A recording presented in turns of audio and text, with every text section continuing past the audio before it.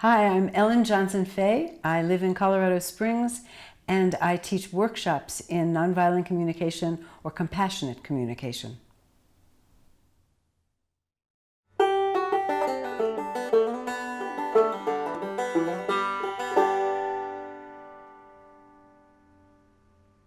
Remember, if we're not willing to hear a no, it's not a request, it's a demand. Really? Yeah, well, okay, so here's the response, just to help you with that one. When somebody says no, you take a breath and you give yourself empathy for your disappointment and frustration. Yeah? Because, oh boy, this is going to be hard. The teaching that I do is based on the work of Marshall Rosenberg. He wrote a book called NonViolent Communication.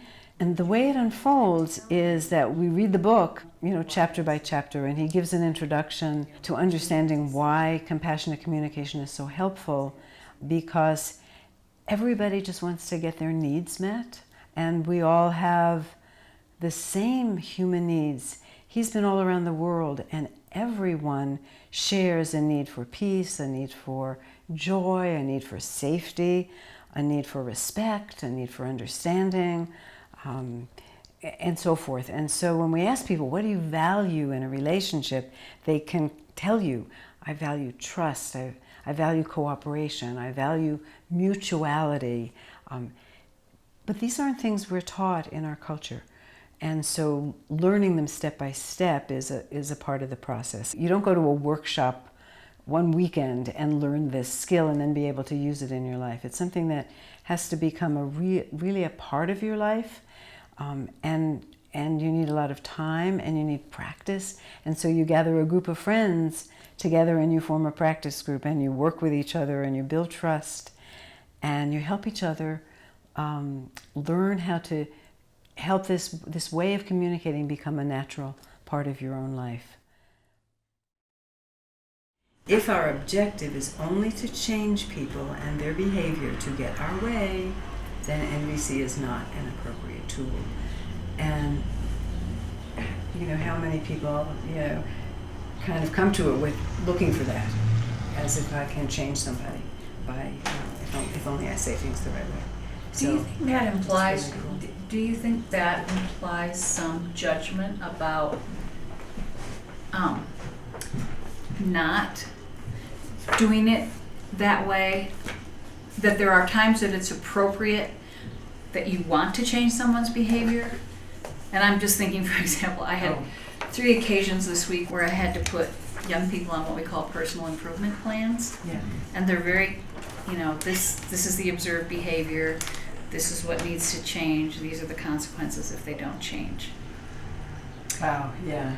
And I think NVC is there are probably a whole lot of tools in NVC that I could use in that process if I were a better practitioner, if it was kind of there at my, but what you just read made me wonder if is Marshall saying that there might be times where we do want to change someone's behavior? What did it say again? Well, if our objective is only to change behavior and get our way, then it's not the appropriate tool. Okay.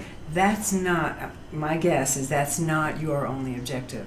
You have other objectives, which is why there's also in NVC the protective use of force. And there's multiple needs that you as a director of a program are facing, and when a person's behavior is obstructing the forward movement of a group, it's very appropriate to intervene in a way to stop them. I guess it is suggesting, so we'll think about it, because I think you would discover that there are ways of using nonviolent communication to ease what you're doing, to make it seem not so punitive or not so, top down or whatever, and yet it's still necessary. What I'm getting out of it is a change of my own behavior. And I'm finding that changing the way I speak, in other words, changing the words I use, when I communicate with people who aren't giving me what I want, changing the way I'm speaking to them, the words I use, is changing my life. It's making my life much happier than it was before. You can't get much better than that. This way of communicating has been a yearning of mine since I was very young. I've never been somebody who really enjoyed competition or fighting or being angry as a way of expressing or winning.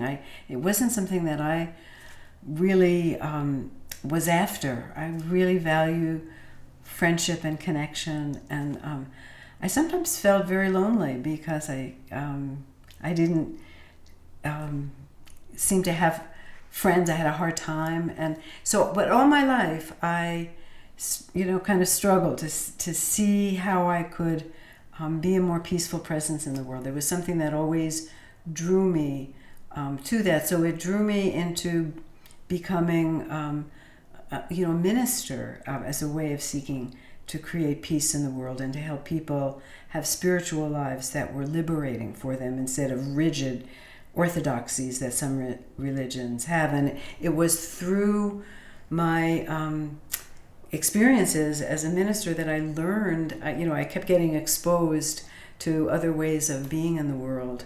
The idea of war is so abhorrent to me, and yet it begins with thinking and with thoughts. And so I began to see how changing our way of thinking would have a big impact on the way we interact with other people. And unless we can do it in our own lives, I guess it's Gandhi who says, be the change you want to see in the world. So if I want more peace in the world, I need to learn to have more peace inside myself so that I can be a peaceful presence when I interact with other people. And so it was for my own well-being, my own peace of mind. And since I learned this, if I can share it with other people, I love doing that as well.